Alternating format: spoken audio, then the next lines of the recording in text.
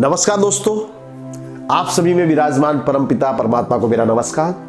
स्वागत है आपका किस्सा गोई में। सोचा आज कहानी सुनाई जाए तो क्यों ना अपनी ही कहानी सुनाऊं। तो दोस्तों मेरी नई जॉब लगी एक स्कूल टीचर की, एक गांव के स्कूल में। अब मैं रहने वाला शहर का, तो गांव में कैसे रह पाऊंगा। बड़ा आश्चर्य था, बड़ी दुख की बात थी, लेकिन नौकरी थी, करनी तो पड़ेगी। तो मन मार के मैं गांव में पहुंचा। थोड़े दिन बाद अच्छा भी लगने लगा कि गांव का जो वातावरण था हमारे शहर से काफी अलग था, लोग भी अलग थे।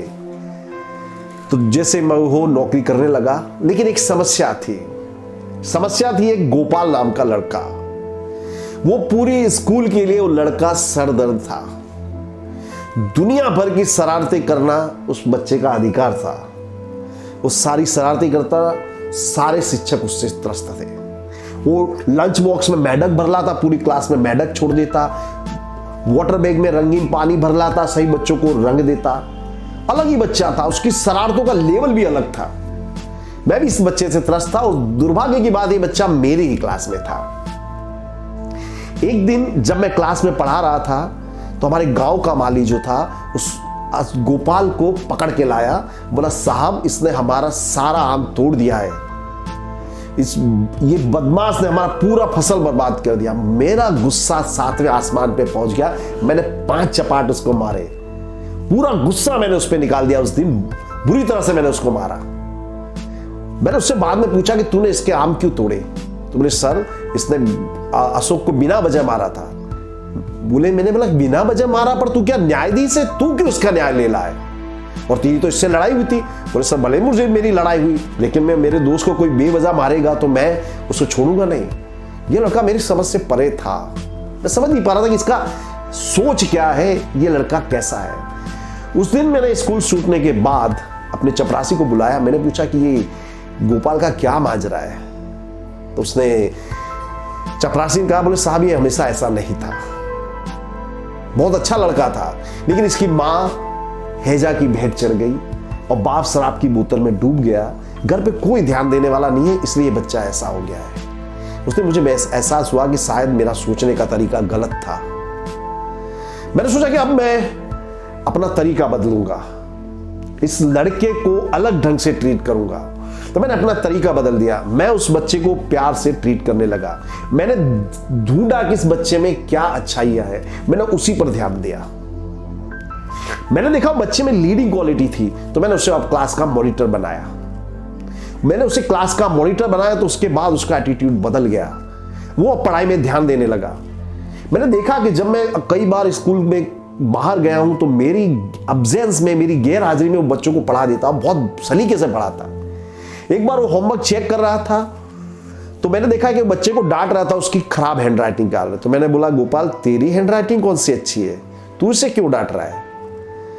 तो उससे सर से जो सर था झुक गया, कुछ बोला नहीं। तकरीबन 20 दिन बाद उसने एक नोटबुक मेरे हाथ में लाके दी। बोले, सर देखिए हैंडराइटिंग कैसी है? मैंने कहा बहुत शानदार है। किसने लिखा? बोले मैंने। तो मैंने उस दिन बहुत कुछ नोटिस किया। मैंने नोटिस किया कि ये लड़के को अलग ढंग से ट्रीट करना, ये नहीं, हर बच्चे को थोड़ा अलग ढंग से ट्रीट करना होगा।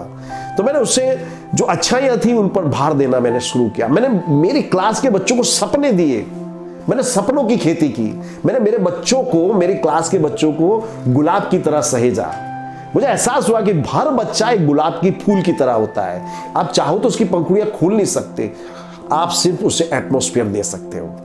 मैंने एटमॉस्फेयर दिया, मैंने हर बच्चे को सपना दिया। मेरी क्लास में एक लड़का था नरेंद्र, वो क्रिकेट बहुत अच्छा खेलता था। मैंने उसे बोला कि बच्चा कुछ भी हो, क्रिकेट से प्रेम कर, क्रिकेट खेल, जो होगा देखा जाएगा। एक लड़का था, उसे फूल पत्तियों से प्यार था। मैंने बोला, बेटा तू किसान बनना, तेरे माँ बाप कुछ भी कहे, पैसा कम होगा मगर तेरे दिल में आनंद होगा। सबको मैंने सपने दिए। मैंने गोपाल को सपना दिया IAS बनने का। मैंने देखा कि उसमें लीडिंग क्वालिटी थी और उसमें न्याय करने का भाव था। तो मैंने उसे सपना दिया कि बेटा तू IAS बन। अब जो गोपाल था, मेरा स्टूडेंट कम, मेरा दोस्त भी हो गया था। अब मैं अकेला था, तो अक्सर वो शाम को आता, मैं उसे पढ़ाता और वो खाना बनाता, मेरे लिए खाना बनाता, खाना भी लाजवाब बनाता था। वो लड़का पूरी तरह से बदल गया था। मुझे बहुत खुशी हुई। दोस्तों इस दरमियान मेरे घर वालों का जो काफी फोर्स था कि मैं वापस अपने शहर आ जाऊं, ट्रांसफ़र करा के। तो मैंने लीव एप्लीकेशन दी थी ट्रांसफ़र कराने के लिए, और मेरी जो ट्रांसफ़र था मंजूर हो गया। सच कहूं दोस्तों, अब मेरा गांव में दिल लग गया था, लेकिन घर वालों का जो फोर्स था तो मैं उसके आगे झुक गया, और मेरी ट्रांसफ़र होने वाला था। मेरी बदली का दिन आया।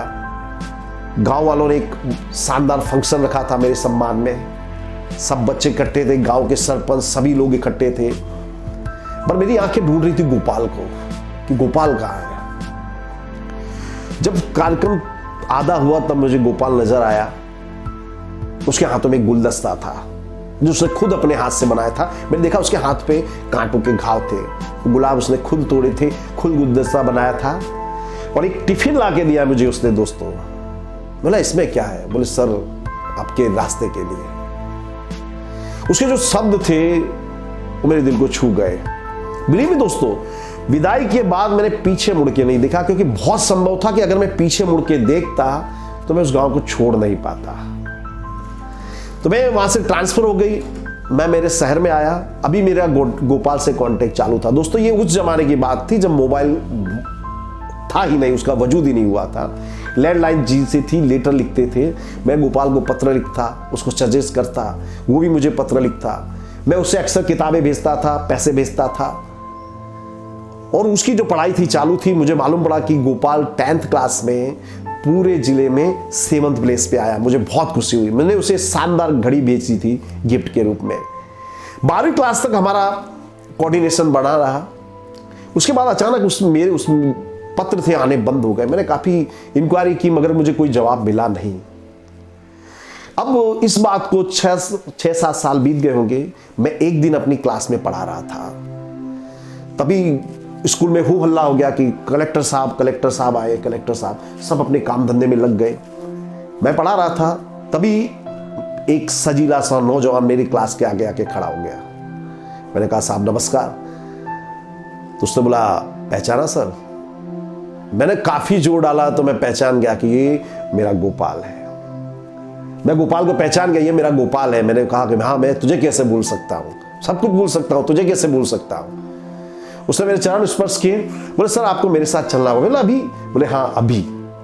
वो मुझे अपने घर ले गया। शानदार बंगला था। मुझे उस दिन बहुत खुशी हुई, और वो मुझे अपने कमरे में ले गया, मैन होल में। वहां मैंने वो चीज देखी जिसको देखने के बाद मुझे दुनिया में सबसे ज्यादा प्रसन्नता हुई। वहां पर मेरा एक बड़ा सा फोटो लगा हुआ था। उस फोटो को देखने के बाद दोस्तों मुझे एहसास हुआ कि मैंने नोबेल पुरस्कार जीत लिया है।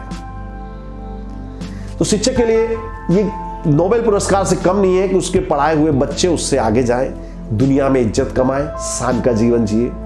तो कहानी थी जो दोस्तों मैंने लिखी है, इसमें जो भावनाएं हैं उभर के आ रही हैं। शिक्षक और विद्यार्थी का रिलेशन आपको बता रहे हैं। आई एम श्योर आपको ये अच्छा लगा होगा। तो इसे शेयर अवश्य कीजिएगा और कमेंट कीजिएगा ताकि हमको मोटिवेशन मिलता रहे। Thank you very much. Have a nice day.